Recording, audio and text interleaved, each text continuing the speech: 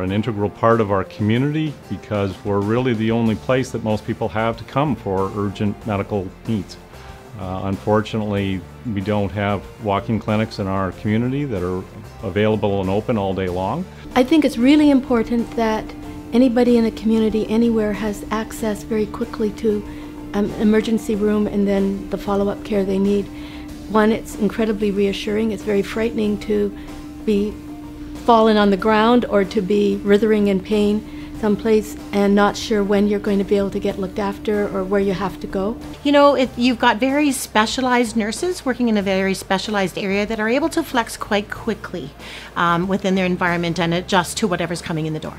And each time I came in through emergency, and whether it was by ambulance or walking in, I was treated almost immediately and really, really well and helped. One of the biggest misunderstandings that I see when I talk to my family, friends, and patients that I run into is a belief that the Ministry of Health pays for everything that we need. Certainly as a taxpayer, I would expect that. And I don't think it's an unreasonable thought, but reality is things like beds, stretchers, $50,000 ultrasound machines, all of those things need to be bought by somebody, and that means the hospital has to buy it out of funds that they're not given by the ministry. The emergency department is always updating their equipment, and we are forever in the need of the most up-to-date equipment that trends for us and captures what's really going on with the patient. It helps us with diagnosis faster. It helps us being able to document faster. It's better for the patient because it's less invasive, most of the newer ones. In our emergency department, for instance, just year or so ago, we bought a new ultrasound machine.